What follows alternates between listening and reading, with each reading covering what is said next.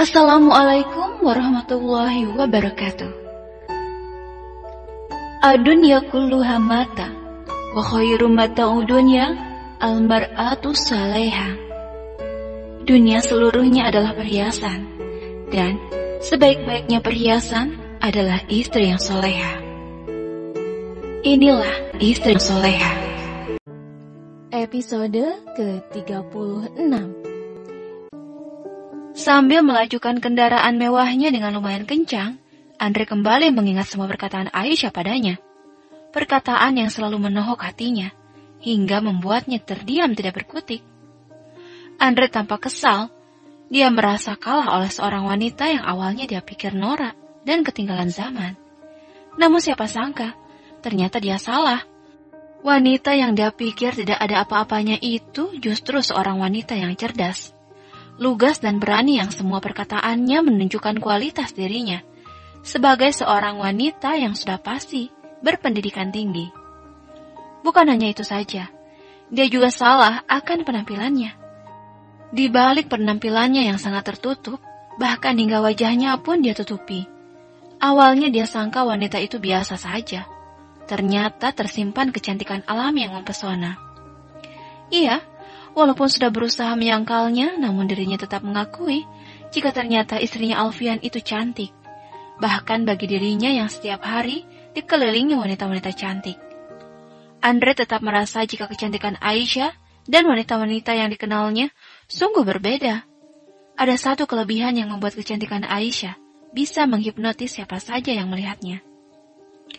Andre langsung menggeleng-gelengkan kepalanya, mencoba menepis semua hal tentang Aisyah yang terus berseliweran di kepalanya. Dia mencoba mengatakan pada dirinya sendiri jika Aisyah tetaplah wanita kampung biasa. Dia wanita so alim yang merasa jika hidupnya sudah paling benar. Keesokan harinya, setelah cukup lama tidak mengalami mual muntah, kali ini tiba-tiba Aisyah merasakannya lagi.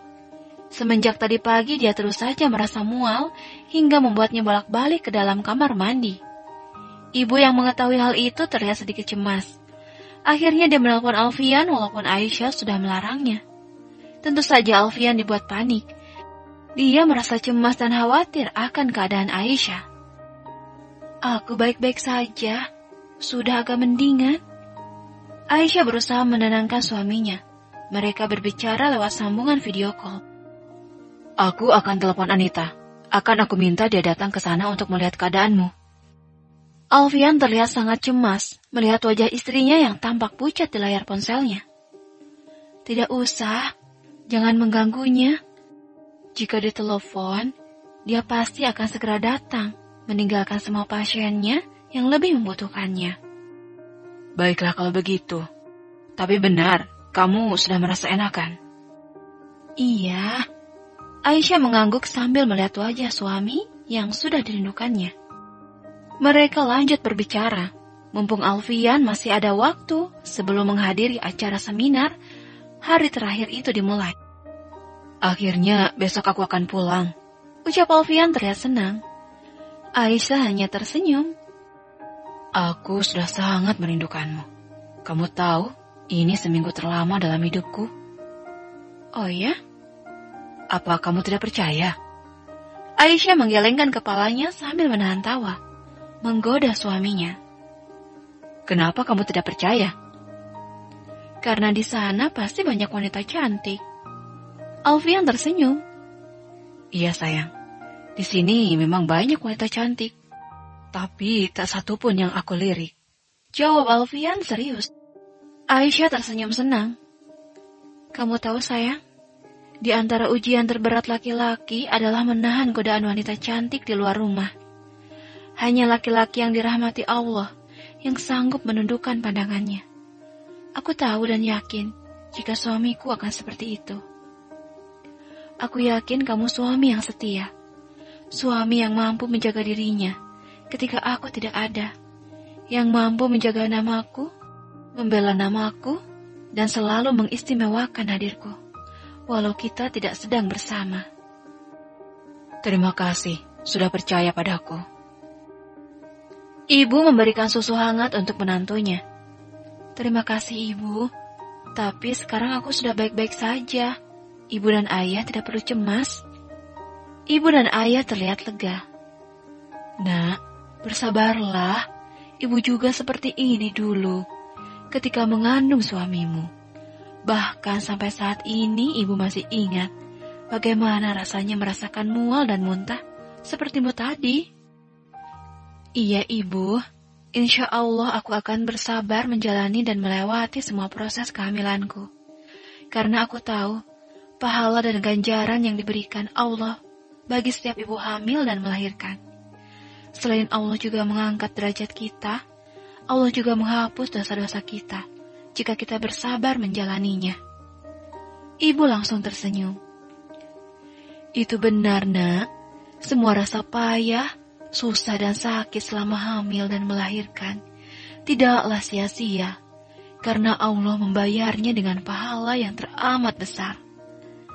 Ibu bersyukur pernah menjalaninya, walaupun hanya 1 kali. Wajah ibu tiba-tiba terlihat sedih. Walaupun sangat ingin hamil lagi, tapi Allah hanya mempercayakan ibu dengan seorang anak saja. Tapi ibu sangat bersyukur, karena setelah sekian lama ibu dan ayahmu menanti kehadiran anak. Akhirnya Alfian hadir, anugerah terindah yang diberikan Allah pada kita. Aisyah terdiam. Dia teringat akan cerita Umi yang menceritakan kisah ibu dan ayah mertuanya, yang harus menunggu cukup lama untuk mempunyai anak. Sehingga kehadiran Alfian yang waktu itu bersamaan dengan kelahiran anak keempat Umi, yakni Kak Zainab, seperti sebuah keajaiban bagi ibu dan ayah mertuanya. Aisyah mendekati ibu. Dia lalu tiba-tiba memeluknya dengan erat. Ibu, jika segala keinginan kita tidak sesuai dengan apa yang diharapkan, kita harus ingat, jika rencana Allah pasti lebih baik, karena manusia merancang dengan cita-cita, tapi Allah merancangnya dengan cinta. Ibu mengangguk sambil tersenyum, di pelukan menantu kesayangannya. Keesokan harinya, Alfian baru saja turun dari pesawat. Dia berjalan terburu-buru menghampiri seseorang yang sudah menunggunya. Andre tersenyum senang melihat Alfian menghampirinya. Setelah dekat, mereka langsung berpelukan dengan erat. Kedua saudara yang sudah lama tidak bertemu ini saling meluapkan kerinduan mereka. Andre lalu mengajak Alfian masuk ke dalam mobilnya. Untung saja kamu sudah kembali hari ini, karena kalau besok kita tidak akan bertemu. Andre lalu bercerita jika besok dia harus kembali ke Singapura untuk mengurus pekerjaannya. Mereka lalu berbincang sepanjang perjalanan menuju rumah orang tua Alfian. Andre yang sengaja menjemput saudaranya itu berniat menghabiskan hari terakhirnya di Indonesia dengan Alfian dan orang tuanya, karena hanya mereka keluarganya kini. Aku sudah bertemu dengan istrimu. Oh ya? Aku pikir kamu akan menikah dengan Anita, tapi rupanya kamu harus menyerah dengan keinginan orang tuamu untuk menikah dengan wanita pilihan mereka. Aku malah bersyukur mereka menikahkan aku dengan Aisyah. Andre kaget. Awalnya memang aku tidak menerimanya, tapi kamu tahu jika sekarang aku bahkan sangat mencintainya. Mencintainya? Semudah itu.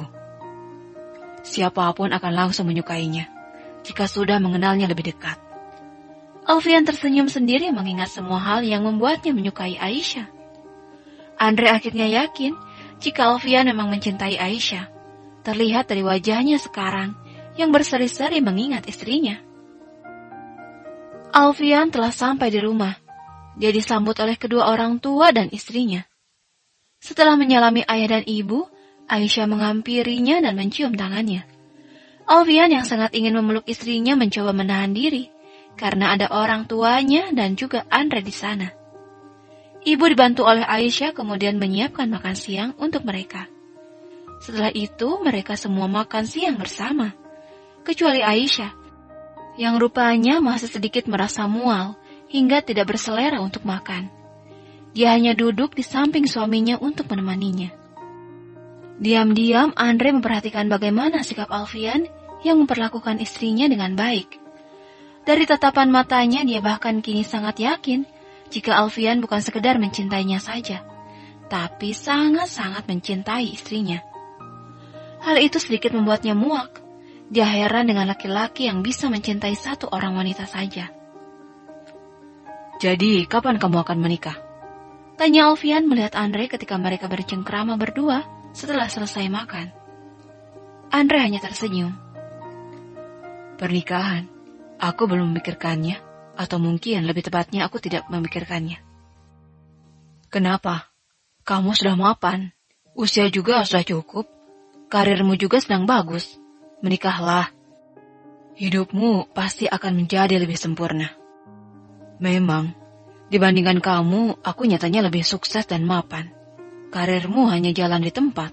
Menjadi dokter tidak seperti menjadi pengusaha, yang karirnya bisa terus berkembang. Aku bisa membeli apapun yang aku inginkan. Wanita secantik apapun juga bisa aku dapatkan. Mereka bahkan akan mengantri untuk menjadi istriku. Tapi aku tidak mau sepertimu. Alfian tampak kaget dengan perkataan Andre. Aku tidak mau tunduk dengan satu orang wanita.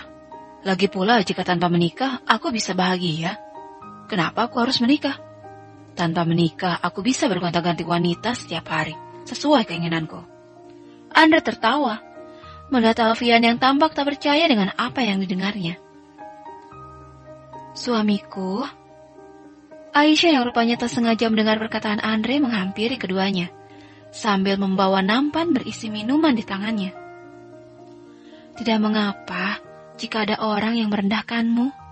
Yang terpenting, Allah bangga padamu. Suamiku, pandangan manusia itu terbatas, sedangkan pandangan Allah itu tanpa batas.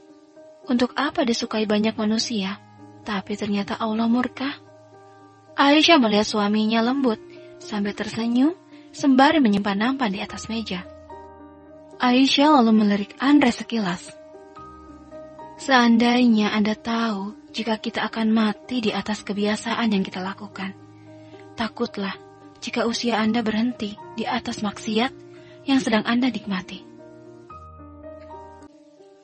Andre yang terdiam sejenak lantas tersenyum sinis. Istrimu pintar sekali bicara, ucapnya melihat Alfian sambil menunjuk Aisyah. Alfian tidak menjawab. Dia hanya terus melihat Andre dengan tak percaya. Rupa-rupanya dia masih syok dengan semua perkataan saudaranya tadi. Aisyah lalu duduk di samping suaminya dengan tenang. Apakah kamu tidak memikirkan bagaimana jika orang lain tersinggung akan perkataanmu? Tanya Andre sedikit kesal. Aisyah malah tersenyum. Ketika kita menyampaikan kebenaran, maka kita akan melihat dua respon yang berbeda. Orang cerdas akan merenung, dan orang yang bodoh akan tersinggung. Anda tinggal pilih, mau jadi orang cerdas apa orang bodoh. Alfian langsung tersenyum mendengar perkataan istrinya, sementara Andre tampak langsung salah tingkah. Beruntung ayah dan ibu datang menghampiri mereka. Andre lantas dengan terburu-buru berpamitan kepada mereka semua, dengan alasan jika harus mempersiapkan keberangkatannya besok. Di dalam kamar, Alfian terus memeluk istrinya dengan erat, dengan sesekali menciumi kening Aisyah. Setelah puas, dia lalu membungkukkan badannya untuk mencium perut sang istri sambil mengelusnya perlahan. Aisyah hanya tersenyum saja melihat tingkah suaminya. Keduanya lalu duduk di atas tempat tidur. Alfian memegang tangan sang istri dengan erat sambil menatap Aisyah lekat. Bagaimana keadaanmu sekarang? Apa masih mual? Sedikit, tapi ini sudah jauh lebih baik dari kemarin. Tapi kata ibu, kamu tidak mau makan nasi dari kemarin. Iya, tapi aku tetap makan buah-buahan dan minum susu. Alfian memegang wajah istrinya yang memang sedikit pucat. Kita harus segera memeriksakan keadaanmu. Iya, tapi nanti saja. Aku sudah menelpon dokter Anita. Katanya mual muntah itu biasa di usia kandungan di bawah 4 bulan. Jangan terlalu khawatir. Alfian tampak lega. Aisyah lalu meminta suaminya untuk beristirahat karena besok pagi mereka harus kembali ke kota. Menjelang tidur mereka bercengkrama seperti biasanya. Sambil memeluk sang istri, Alfian menceritakan kekecewaannya pada Andre yang telah berubah drastis menurutnya. Harta telah membuatnya lupa diri, ucap Alfian dengan sedih. Aisyah hanya mengangguk saja. Dia seperti bukan Andre saudaraku yang kukenal. Dia telah berubah, ucapnya lagi lebih sedih. Jadikan itu pelajaran buat kita, bahwasanya kita telah berada di akhir zaman, di mana harta dan kedudukan yang dipertuhankan. Mereka terlena akan kenikmatan dunia, seolah-olah akan hidup selamanya, ucap Aisyah. Semoga anak cucu kita dijauhkan dari segala tipu daya setan yang menjerumuskan kita ke lembah kenistaan. Amin. Keesokan harinya, dengan meminjam mobil ayahnya, Alfian dan Aisyah akan kembali ke kota hari ini.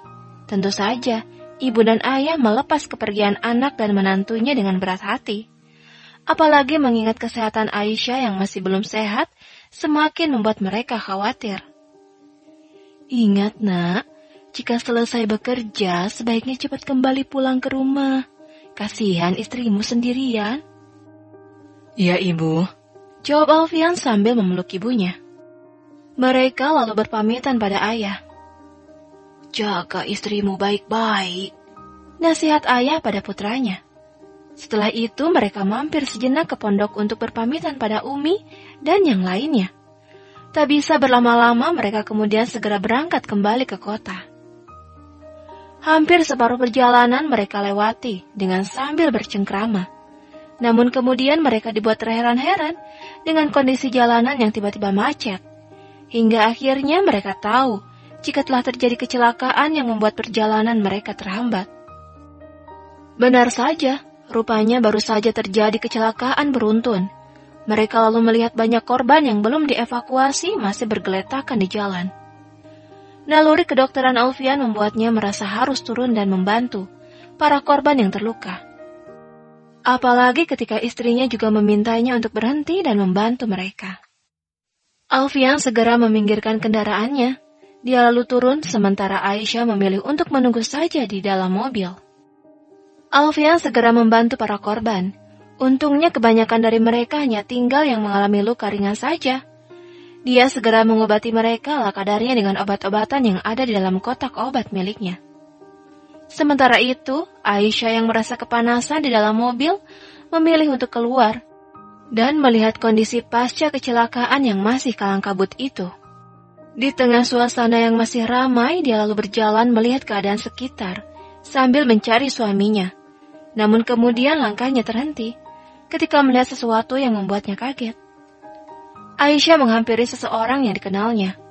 Orang itu nampak merintih kesakitan, duduk di samping mobilnya yang rusak parah di bagian depan. Kak Andre? Aisyah melihat orang itu tidak percaya. Andre yang dipanggil kaget melihat Aisyah di sana. Dia lalu berusaha agar terlihat baik-baik saja, walaupun sebenarnya dia merasa amat kesakitan karena kakinya yang terluka. Kakak tidak apa-apa. Aisyah segera menghampirinya lebih dekat, sambil melihat kakinya yang sedikit berdarah. Sementara itu, Alfian telah mengobati beberapa korban kecelakaan yang terluka ringan. Beberapa di antaranya ada yang memilih untuk pulang. Namun sebagian lainnya ada juga yang dia rujuk agar mendapatkan perawatan lebih lanjut di rumah sakit. Setelah dirasanya selesai, dia memilih untuk segera kembali ke mobilnya. Dengan sedikit terburu-buru karena memikirkan Aisyah yang telah terlalu lama menunggunya. Aisyah senang melihat akhirnya suaminya datang juga. Sayang, kenapa menunggu di luar mobil? Alfian mendekati istrinya. Aisyah tidak menjawab, dia hanya langsung membuka pintu belakang mobil mereka. Alfian lantas melihat ke dalam mobil, tersentak melihat Andre yang tersenyum, namun kemudian merintih kesakitan sambil memegang kakinya. Alfian mengendarai mobil sambil sesekali melirik Andre yang terus merintih kesakitan di belakangnya. Dia kemudian tersenyum sambil menggeleng-gelengkan kepalanya. Aku dengar korban tewas dalam kecelakaan tadi ada 3 orang. Ucap Alfian tiba-tiba sambil melirik Andre. Innalillahi wa inna ilaihi roji'un, jawab Aisyah kaget. Alfian menunggu reaksi Andre yang rupanya hanya terdiam saja.